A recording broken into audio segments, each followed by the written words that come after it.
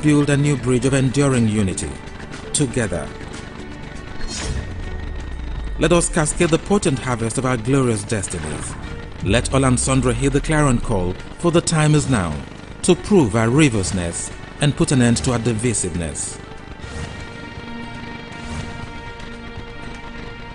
Listen to the roar of hydrocarbon engines, stirring alive a nation's hopes.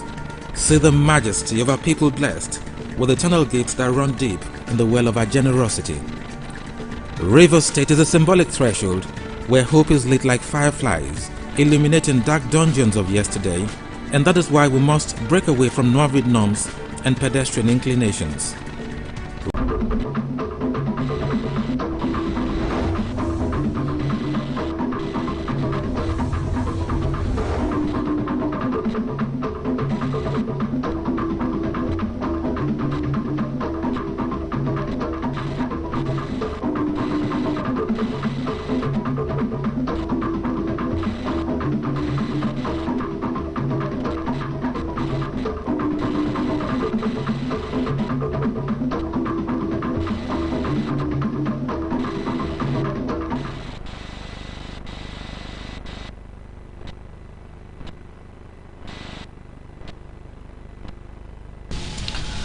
On the World News tonight, federal government issues a 30-day ultimatum to illegal miners to join mining cooperatives.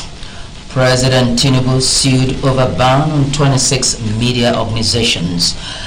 NDLEA intercepts hard drugs concealed in Samovita parks.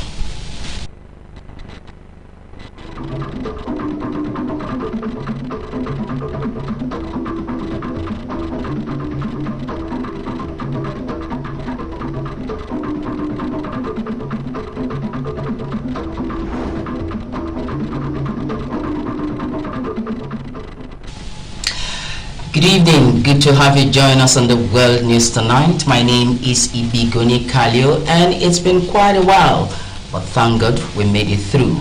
This is the World News on River State Television, Double 2 here in Port Harcourt. Now, federal government sues a 30-day ultimatum to illegal miners to join mining cooperatives. President Tinubu sued over ban on 26 media organizations, and NDLEA intercepts hard drugs concealed in Samovita parks. Do you love and care about River State and our peace? Let's build and take her to greater heights. This is a task we must accomplish. You can watch RSTV News live on YouTube at RSTV Online and Facebook at RSTV 22 Online. You can subscribe and click the notification bell for updates on our live feeds. The attention of the River State Police Command has been drawn to an alleged extortion of 620,000 naira by some men said to be police officers wearing mufti along the Sani Abacha Road, GRA in River State. A statement by the command's public relations officer, SP Iringa Koko, said an investigation is underway on the allegations, and the command is assuring the concerned citizen that action will be taken against the police personnel if found guilty. According to the statement, the River State Commissioner of Police, CP Moye Mecca, has vowed that he would not protect any officer found culpable of any criminal offense in the state, warning that any policeman involved in crime will be prosecuted accordingly. SP Ringa Koko SP Koko said CP Moyi takes misconduct seriously and is concerned about the reported incident and promised that the matter would not be swept under carpet. The command will be glad if the affected person can come to the command headquarters, Moscow Road, Port Harcourt, to report in order to fish out the culprit, as the CP will expedite action on this case. The intervention of mobile phones for easy communication and business transaction purposes cannot be overemphasized. Be that as it may, its negative sides should not be overlooked, considering the fact that the burden on the health of mobile phone users. Godspar Anele takes a look the negative effects of the improper use of this device. Mobile phones are long-range, portable and wireless electronic devices used for communication research and business, amongst other valuable transactions. For over 20 years now, mobile phones have replaced the obsolete nighttime communication operations thanks to the Olusegun Obasanjo administration. The benefits of using handsets are as myriad as their plagues. Godspower Anele interacted with the users of the mobile device who recounted its benefits. I use it mostly in browsing, research and other activities. The phone handset is for us to communicate with our mouth, not to cover the ears. Because when they teach you, what you will do is to use your phone and browse more to get more details and even advertise your products on your phone. If I don't want to copy my note, I'll tell somebody to snap notes for me, then send. When preparing for my exams now, I don't read through my notes. I actually read through my phone. You can also use it, video, what we call it video conferences. You can use it as a tracking system. You can use it as a means of even viewing your home. What are some of the bad effects of using the handsets, such as the use of an ear cord? Favor, a student and other respondents recounted their experiences. If it's at the highest level, it has an effect on your brain. Yeah, sometimes when I listen to music and it's very loud, most times I get migraines or headache from it. They block their two ears and you find out that motor will be blowing on, they will not hear. Sometimes some people can just get accident and just die. Yeah, when the volume is too high or so, and when applying it every time. Some people sleep with it, even earpiece is actually bad. It has also become a dubious bank for siphoning and duping people. We put earphone on the ear while the phone is in our pocket, walking on the way. With that noise, playing music, with that, we will not hear the sound of any vehicle coming. And that has resulted to the death of so many people. You see, where accidents happen, victims are in problem. And instead of people to assist them, they are busy videoing. Doctor of Philosophy, Guidance and Counseling, Psychology of the Department of Educational Foundations, Faculty of Education, Rivers State University, Dr. Patricia Ella Okim-Abo, explained that careless use of ear devices by the youth could cause ear and brain cancers and lead to untimely death. She advised on how to use handsets. It's a menace to the society. We are losing vibrant young children that are not supposed to die like that, but carelessly they die. By the time you allow these things go into your brain, you are destroying yourself. Before you know, you begin to hear cancer of the brain, tumor of the brain, this, that of the brain. And you too, sometimes it goes to the heart. And they have been telling us that using phone, that the battery is even low, to talk, you put it on the ear, that it damages the brain too, and the ear. So we should take caution of this. Some people are suffering now. You hear them, I'm having a bite in the ear. And parents are spending money for them. Prevention is better than cure. Traditional custodians of the law of the land were not left out as they condemned the unhealthy use of devices such as the handset. It has its pure disadvantage. Where parents also need to sit to really view what the children are viewing on the thing. Sometimes we allow our children because of freedom of whatever thing, but at the same time we have to be very careful with phone. This handset is also very destructive. It has created a lot of problems, even in between wife and husband. A lot, because of I saw the man is looking so handsome, the baby is so handsome, and then you follow. The next day you don't know you're going to a doom. So we have to be conscious and be careful when we are using phone. Government should be able to enact a law so that you don't be carrying phone, earphone is your ear, even they are blowing serious on behind you don't know. These new innovations are creating more problems to us. And so I advise parents not to buy expensive handsets for their children. There are many suffering along the streets who need those money. The endless adverts on the proper use of handsets by skate makers all over social media platforms are sufficient to educate the populace on the proper use of such gadgets. But would they make it good? Remember, there are their consequences. Now, a victim of a near-fatal motor accident which led to the major fracture of his legs is appealing to good-spirited individuals, philanthropists and non-governmental organizations to assist him foot the bill of 2 million naira required for surgery. Mohammed Uzobo, who hails from Egbeda community in Emoha local government area of Rivers State, made the appeal when he visited the news division of the Rivers State Television. Namdi Olimini. tells us more. Mohammed Ozobo was living a normal life as a responsible man with wife and children and working hard to earn his daily bread and fend for his family and dependents as a commercial driver. But his happiness was cut short when he got involved in a fatal accident where all the other occupants died. He narrowly escaped death, but his legs were badly damaged. With treatment from medical facilities and local born healers, he managed to cope with the bad legs until last year. The worst happened when he mistakenly fell into a gutter during a heavy downpour and his condition became worse. Well, last year when rain fell, I don't even know that there was a gutter. I wanted to cross, so my leg jumped into the gutter, which the leg has to twist. So they brought me out from the gutter. They took me to native orthopedic at Adelebu, so where they treated, but we were unable to treat the leg, and they said the leg requires surgical operation, which I went to some hospitals. They gave me the bill for the surgical operation, which the bill is with me as well.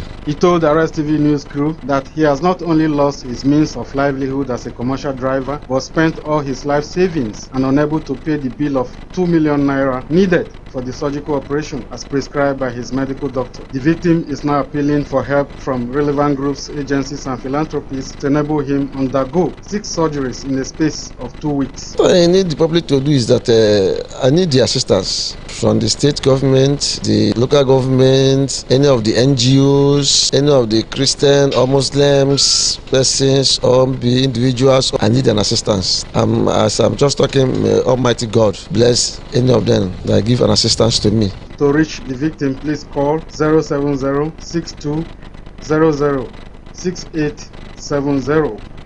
Account name Mohammed Ozobo. Account number 2035785576. UBA. Nnamdi Olimini, RSTV News. Now, President Bola Tinubu has been sued over the unlawful ban on withdrawal of the accreditations of 25 journalists and media houses from covering the presidential villa.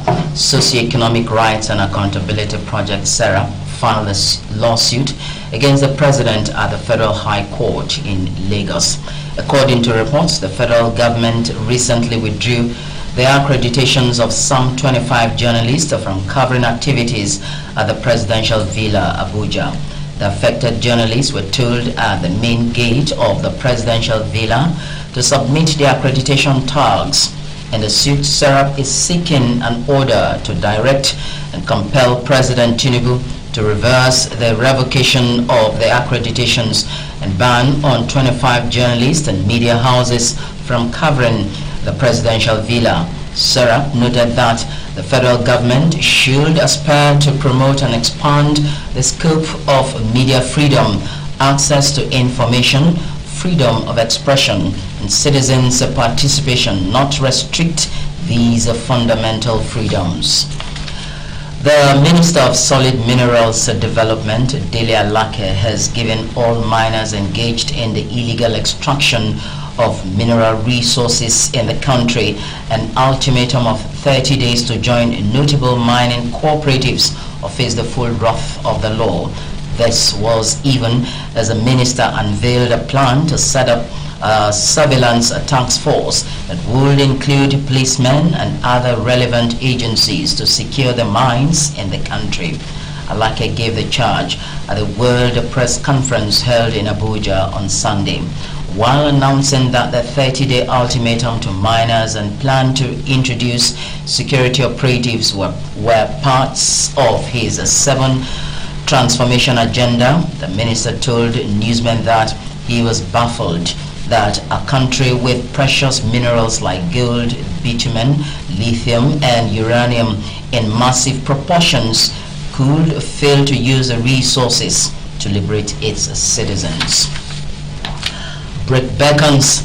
But just before we do that, do you love and care about River State and her peace? Let's build and take her to greater heights. This is a task we must accomplish. You can watch RSTV News live on YouTube at RSTV Online and Facebook at RSTV Port Harcourt Online.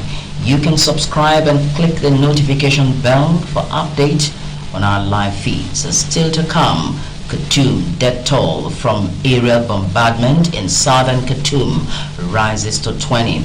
And in sports, South Sudan qualifies for 2024 Paris Olympics as best African team. Details of these and more in just a moment.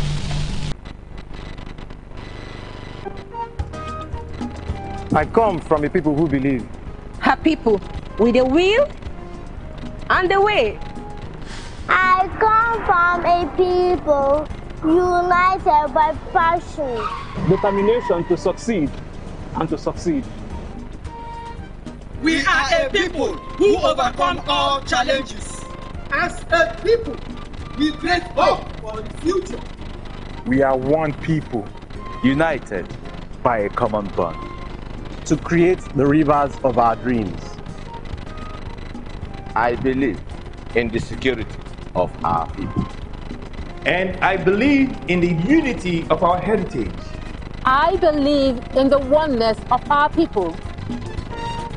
Together we are determined to succeed. Together we are River State. One people, one heritage, one goal.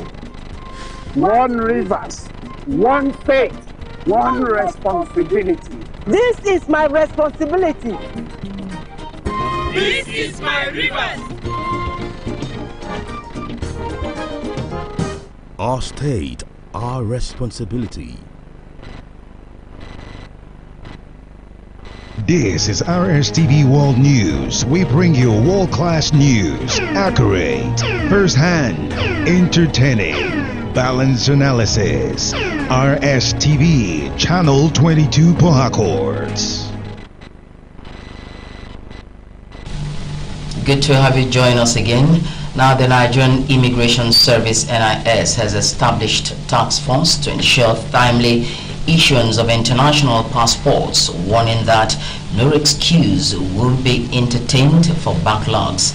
The Controller General of NIS, Mrs. Caroline Adekboju, gave the directive during her end-of-month parade at the Immigration Headquarters, Abuja. A statement issued by the spokesperson of the service, Dotun Aridegbe, said continuous stay of passport control officers in all passport offices across the Federation depends on their ability to issue passport as at when due. According to the Controller General, backlogs have to be cleared with no excuses, as the booklets are regularly issued to the passport offices. She gave the assurance that no stone will be left unturned in order to make it possible for Nigerians to get their passport with ease. The National Drug Law Enforcement Agency has urged Nigerians not to accept food items not packed by them when traveling, as the agency intercepted narcotics concealed in packs of semovita and dry pepper. This was contained in a statement by the agency's spokesperson Femi Babafemi on Sunday. The agency said the narcotics were being shipped by members of transitional drug trafficking organizations, some of whom were promptly arrested, the mansions raided and the luxury vehicles seized. In a statement on the agency's website, Babafemi said, through credible intelligence, NDLEA operatives on Friday 25th August intercepted a notorious drug trafficker, Suleiman Babatunde Oba, who is a member of a cartel distributing cocaine, heroin, methamphetamine and ephedrine between Nigeria, Brazil, Ghana, South Africa, Mozambique and Europe. The kingpin was picked at his residence located at 28 Afolabi Brown Street, Apoka, Yaba, after intensive surveillance that lasted 25 days. On the foreign scene, an army airstrike on the Sudanese capital has killed at least 20 people, including 2 children. Many of the victims of the attack in the Kalakla Al-Kaba neighborhood of southwest Khartoum have been buried in the rubble. Artillery and rocket fire have been reported in several areas on Sunday. The country's health ministry says more than 1,100 people have died across the country. The real numbers are likely to be much higher. Several ceasefires have been announced to allow people to escape the fighting, but these have not been observed. Across the country, hundreds have been killed and almost 3 million people have been forced from their homes. Israeli Prime Minister Benjamin Netanyahu has called on the immediate deportation of Eritrean migrants involved in recent violent clashes in Tel Aviv. Netanyahu held a meeting to discuss measures against those who participated, referring to them as illegal infiltrators. This statement followed a violent confrontation between Eritrean government supporters and opponents, resulting in injuries to dozens, including police officers and protesters hit by police fire. Eritreans constitute the majority of the African asylum seekers in Israel, but Israel recognizes only a few as asylum seekers, viewing most as economic migrants. The presence of migrants has been a divisive issue in the country, with supporters advocating for asylum and opponents citing concerns about crime in low-income neighborhoods where they reside. Jewelries and apparel are said to be adornments for beautification and attraction, worn on the ear, neck, waists, fingers, and even on the nose. Some women also wear ankle chains, otherwise known as anklets. What are the reasons for wearing anklets? RSTV News reports sought the views of respondents on the subject matter. The issue of anklet, a bracelet worn around the ankle, dates back to time immemorial and is recognized as a symbol that a woman is married yet available to other men for sexual activity with the husband's consent and encouragement. Anklets were worn purely as a feminine ornament back in ancient Egypt. In the 1st century, women wore anklets when they showed bravery in their tribes against their rivals, and they were made of heavy metal materials like silver. As the century evolved, so did the meaning behind wearing an anklet. How does society view ladies with either chains on their legs or nose ring? Our visit to the city of Port Harcourt and its environs showed divergent views on the subject matter. Some respondents said there was something about wearing these bracelets for women that signified they were not demure or reserved. Personally, I don't actually fancy it, but to some it's a form of fashion, while to others they just feel like wearing it to suit their outfit. Well, most women say they wear it for fashion, but personally me, I don't like it.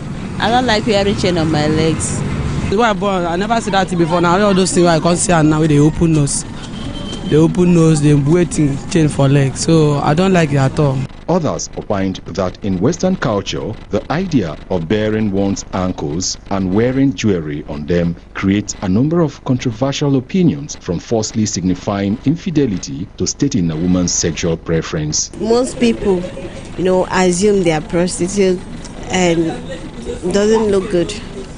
So I would just advise them to stop. Others said anklets are mostly worn for fashion, and some women feel sexy and more attractive when they have them on. We are changed because they are showing their sign of lesbianism. All of them have joined secret society. That is why they are putting on chain. They believe that people should dress how they want to be addressed. Although most cultures in Nigeria, such as the Hausas, Yorubas, and the Igbos, wear anklets and other jewelry such as nose rings and toe rings as part of their cultural attire. Wearing of anklets, however, is frowned at by majority of the masses, and they believe that wearing of anklets signifies same-sex attraction or commercial sex worker. Be that as it may, anklets have come to be one of the most controversial fashion accessory worn by ladies in Nigeria. Now, South Sudanese Bright Stars have qualified for the 2024 Paris Olympic Games, a first in the young nation's history. This comes after the basketball team easily defeated Angola in Manila in the last game of the 2023 FIBA World Cup, achieving the biggest win in the country's basketball history. South Sudan needed Egypt to either lose against New Zealand or win by 2 points less than they did. With the Pharaohs not achieving their goal, the path for the East African athletes became clear. Now the bright stars get to shine even brighter in the city of lights. Death is an inevitable end which requires a Christian faithful to be blameless and ready, awaiting the call to eternity. Reverend Chibuzo Umusu, Synod Secretary, Diocese of Inyokana, said this in a sermon during the funeral of late Monday Barakoro at the Methodist Church, Nigeria, Buagon, Okwale Town in Kana local government area of River State. Joy Edmund was there, and her report is presented from our studio. Speaking from the scripture, John 14, verse 1 through 3 and 27, Reverend Chibuzo Nwosu urged Christians to ensure they lead a life without sin. Reverend Nwosu encouraged the bereaved family to find solace in the Word of God in times of tribulation, rejection, and other attacks, knowing that only God can give peace. He said wherever a child of God is, irrespective of the circumstances, God is always present to grant all-round peace, grace, and strengthen him to conquer. No matter the pressure on you, when it is necessary to give, do what give. You will surely survive. If others perish in the process, I want you to make a different confession. You will not faint. You will not perish in the process. The Permanent Secretary, Ministry of Information and Communications, represented by the Director of the Ministry, Dr. Ugo Onyeka, said it is only God that can show mercy, comfort, and heal every broken heart. He enjoined the bereaved family and all Christian faithful to always live like Christ instead of mourning as those without hope. Monday had lived his life. I got through to know Monday in a very short period of indeed. For the little time I have had communications with him, and what I had seen today, his biography, I can really testify that he's done his best while on earth. President Jonas Adashija said late Monday, until his demise, was the secretary of the Men's Fellowship in the diocese. Adashija described the disease as a man of his words, integrity personified, a dependable ally who was ever ready to deliver responsibilities without sentiment. He was never neglecting any responsibility entrusted into his care. If you give him an appointment, he is there. In fact, I see him as a humble person, very unassuming. Daughter of the deceased, Eminent Barakoro, said their father was more than a jewel, a confidant who demonstrated immeasurable love to all his children. My dad was more or less a peacemaker to my life. He was my secret keeper. He was my 5 and 6. My father would not let or would not allow us to see me crying, and then he will not intervene to solve 1 or 2 things that is making me shed tears. The burial was graced by dignitaries from within and outside the state. He was a true gentleman, an amiable personality, a man that you can rely on, who miss Monday Barakoro. Pray that God will grant his soul eternal rest in his bosom. Whatever you ask him to do, Monday has no problem with anybody. But we cannot question God. To God be all the glory. He has gone to rest in the bosom of the Lord. He took everybody's problems as his problems. He was unassuming, he was easygoing. Different choir presentations performed in honor of late Monday Barakoro by Methodist churches, followed by interment in his compound. Do you love and care about River State and her peace? Let's build and take her to greater heights. This is a task we must accomplish. You can watch RSTV News live on YouTube at RSTV Online and Facebook at RSTV Port Harcourt Online. You can subscribe and click the notification bell for update on our live feeds. To end the news, a recap of some of the major stories. Federal government has issued a 30-day ultimatum to illegal miners to join mining cooperatives. President Tinubu sued over a ban on 26 media organizations. We also brought you a report that NDLEA intercepted hard drugs concealed in Samovita parks. That's how we capture the world under lenses of Double 2. Thank you for your time and do have a very great evening.